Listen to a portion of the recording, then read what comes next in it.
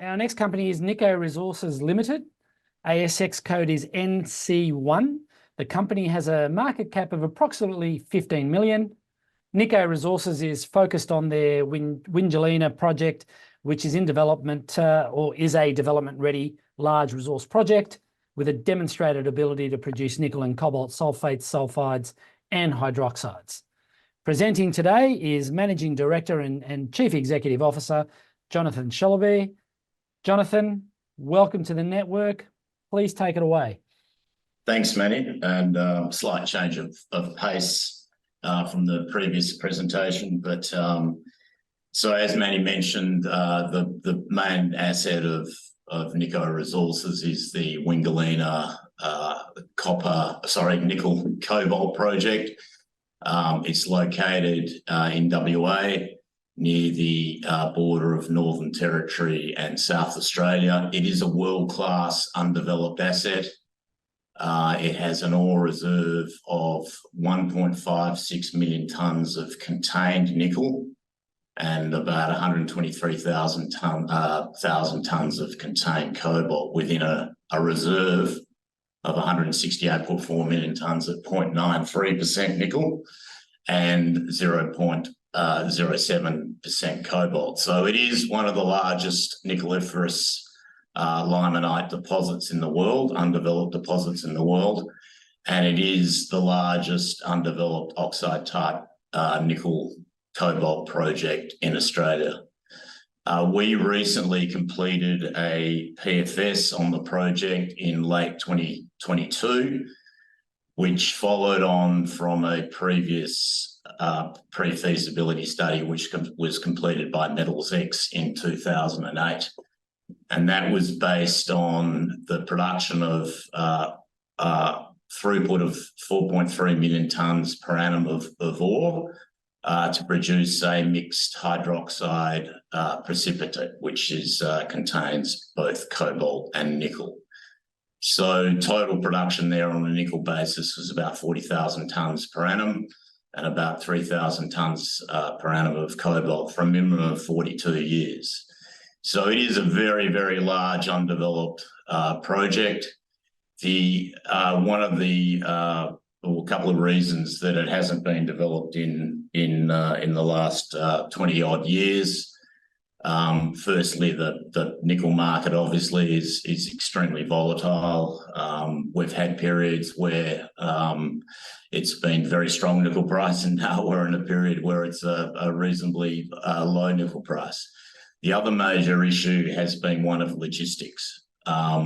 This project is somewhat challenged because it is a long way from port, notwithstanding the fact that it's a massive project from a global perspective.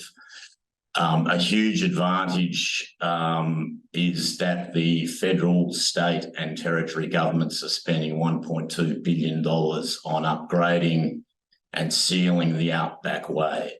Now, the Outback Way runs just to the north of this project, and that will facilitate the movement of goods from site to the railway line, the Adelaide to Darwin railway line. So that's been a huge advantage for this project going forward. It is a fantastic ore body. It is unlike other laterite ore bodies in Australia. It is similar to the laterites in Indonesia and the Philippines. In fact, it's very, very similar to the first HPAL project, which was developed in the late 1950s, which was Moa Bay in Cuba. So it's on a granted exploration license within an Aboriginal reserve. There are approvals in place, including the granted EPA approval. We're actually in the process now of extending that, and that approval is probably a couple of months away. The traditional owners are supportive of development, and we have a mining and infrastructure agreement with the traditional owners, which outlines the process for development and compensation payments, etc.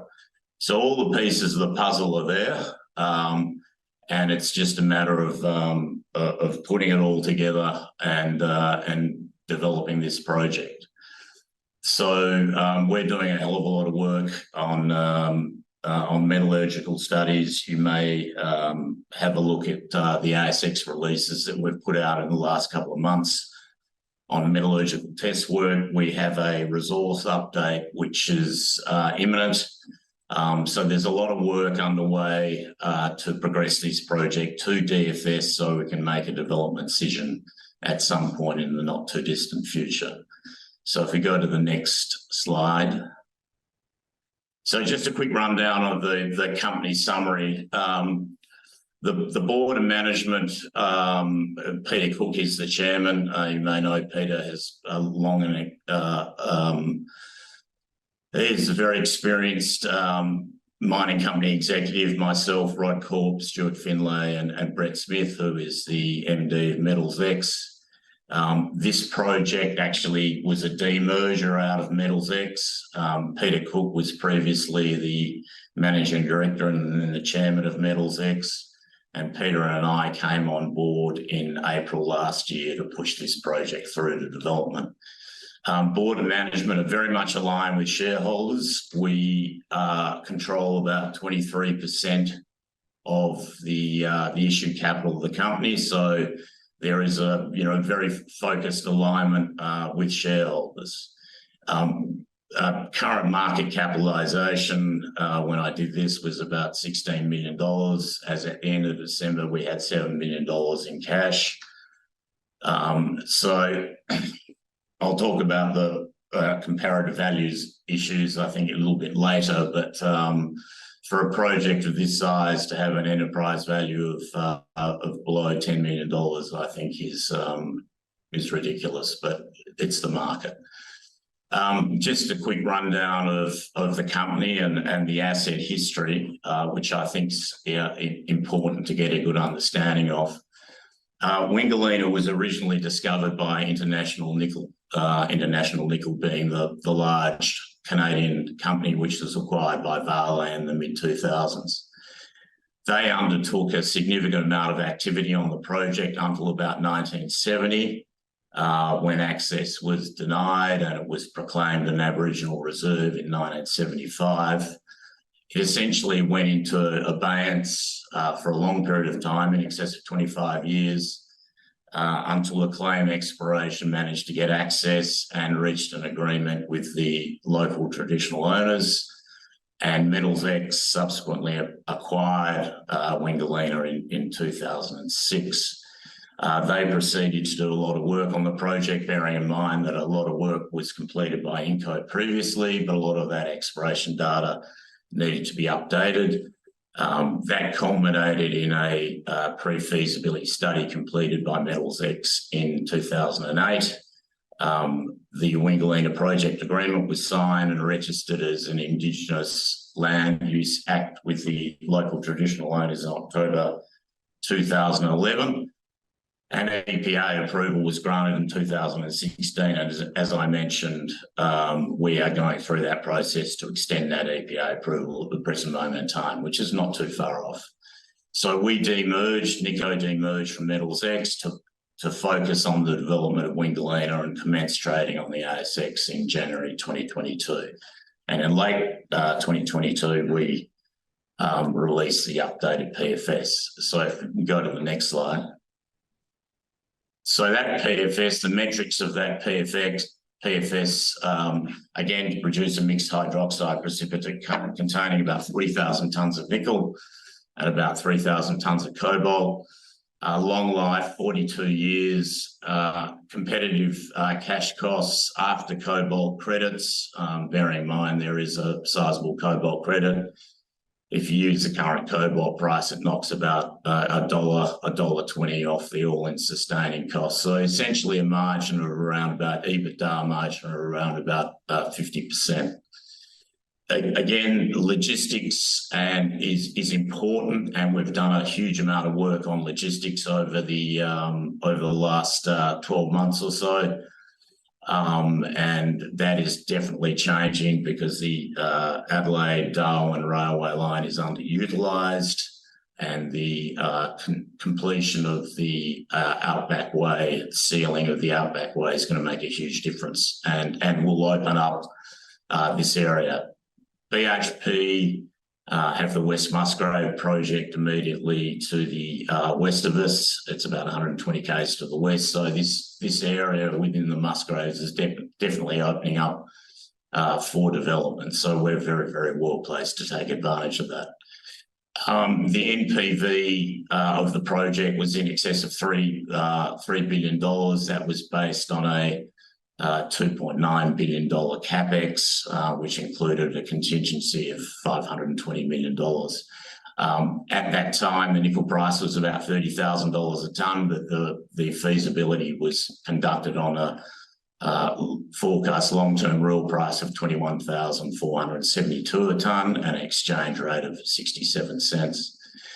So, as I mentioned before, we've got a number of approvals in place. We're updating the resource estimate. We've undertaken from September last year a metallurgical test work program, which has confirmed a lot of the previous results received. And this project is the ore quality is one of the great advantages of Wingellina. It's got low acid usage and low reagent usage, and it leaches very, very well.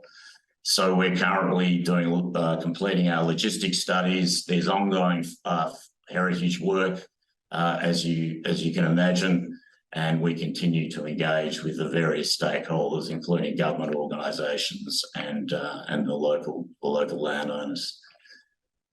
So if we can go to the next slide. Just a quick rundown of the ore body. You can see in a typical cross section that it is very extensive at depth, and one of the reasons for that is this has been tectonically stable for 1.5 billion years, and the ore body has been leached over that time.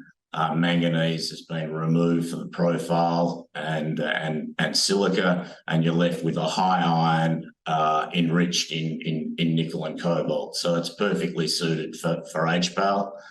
It is very extensive. You can see the block model on the right-hand side of that slide, and it's very, very thick, very extensive, which results in a very low strip ratio. So mining costs are around about 5% of the total cost. So they're minimal. It's less than 1-for-1 strip in the first 10 years. It's about 0.5-to-1. So very good from a mining perspective. Next slide, please. So just a quick comment on nickel laterite deposits, and I see that I've run out of time, so I'll be trying and be very quick. Essentially, 3 deposit styles. The oxide laterite is what Wingellina is. It is different to the clay laterites of the Eastern Goldfields, where there's been issues in the past. I think Murrin's the only asset that's continued to operate. So, as they say, oils ain't oils, and that is definitely the case with Wingellina. Go to the next slide. So, a quick mining and processing summary. Obviously, it's very easy from a mining perspective. Processing is typical HPAL technology, which is being utilised in Indonesia very well, and Batavi in Madagascar, and New Caledonian operations, and in the Philippines as well, Coral Bay and Taganito. So it's now up to its fifth generation. It's very, very stock standard technology these days. One of the advantages of Wingellina is that we have a calcrete resource to the north of the project. Calcrete's an important reagent in the process to neutralise the acid and to drop out the nickel and cobalt, and we've done a lot of work on the Lewis calcrete, and that should be able to supply a neutralising agent for the life of the project. If you can go to the next slide, please. So just talk about infrastructure. I've mentioned the Outback Way, which has a huge benefit on this project. The water is sourced from the Canning Basin, north of Wingellina. Canning Basin is a very extensive basin, large amounts of water and very good quality water, which is important in HPAL to have good quality water. You don't want saline water because it impacts on your materials of construction. So next slide, I'll try and rip through these two pretty quickly. Global costs, if we were in production before this recent rout, we would still have been generating about $300 million of free cash flow per annum. And that was obviously based on the pre-feasibility study numbers.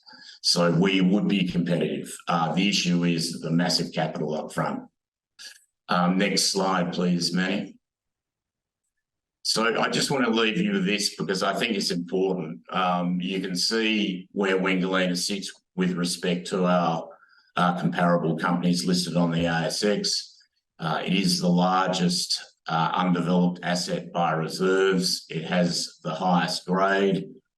And if you look at comparable implied project values on a dollar per pound of nickel equivalent, you'll see we're sitting down the bottom, which it's pretty hard to justify. So, you know, we're priced at a fraction of what other comparable companies are priced at. Just go to the quick one, next one, Manny, and then I'll wrap it up because I've realised I've probably gone a couple of minutes over time. A lot of endowment potential within the Musgraves. Obviously, BHP's project to the west of us is the first development project. I think it's pretty safe to say that we'd be the second development project, and then there's a lot of exploration ground which will open up other development opportunities. So really the focus of the current board and management is to create a lot of value for shareholders, and Wingellina is a perfect platform to do that. So thank you. Jonathan, thank you for that. I might so it's clear that, you know, and we've seen the slide that shows some of your peers. There's clearly a massive gap there between some of your peers and their particular, you know, market caps, and you know, and when you compare it to your own Wingellina project, there seems to be a bit of a disconnect. Can you just remind us again how Wingellina compares again to some of those peers in terms of, and you know, looking across reserves, resource, grade, and mine life? Just quickly summarise for us, you know, how that compares to those. So Manny, I did that analysis on that page is based on reserves only. It's not based on resources, because resources essentially can be uneconomic. It's based on reserves. We are the largest in terms of contained nickel of the undeveloped projects in Australia, and we are the highest grade. We have a very low strip ratio. The other projects, I mean, they vary, obviously. Generally, laterite projects have low strip ratios in any event, but I think the other projects have slightly higher stripping ratios. And the big difference really is the quality of the ore. We are a high iron oxide ore, whereas the other projects tend to be have slightly different chemistry. And there is quite a variation in chemistry between various laterites as well. But from a metallurgical perspective, Wingellina ore is just perfectly suited to HPAL and performs very, very well.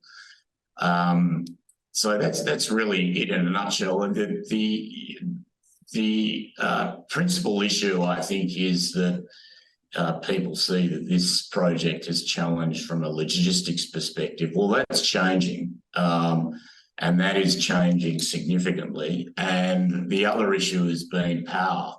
Now, with the advent of remote power, renewable remote power, and because you've got a 42-year life project, the power costs to produce renewable energy are significantly lower than if you had to truck diesel, for example, to site 20 years ago. So that's been the other change as well, Manny. Okay, that's pretty clear, and it makes sense. One more question before you go, Jonathan. Yeah.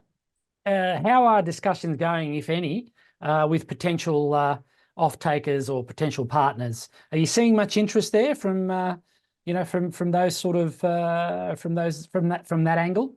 Yeah, we are, and we're in discussions with a number of different parties about. And look, I think it's clear, Manny, that with the capital to develop this project, we're not going to do this by ourselves. We will need to attract a strategic partner. We've been in discussions with a number of strategic partners over the last 6 months. There's not a hell of a lot more I can say on that, but obviously those discussions continue and will continue. It'd be nice to see the nickel price a little bit higher, but it is what it is. We know that it's volatile, and ultimately it'll come back to a reasonable level. So, they're ongoing and will continue to remain that way.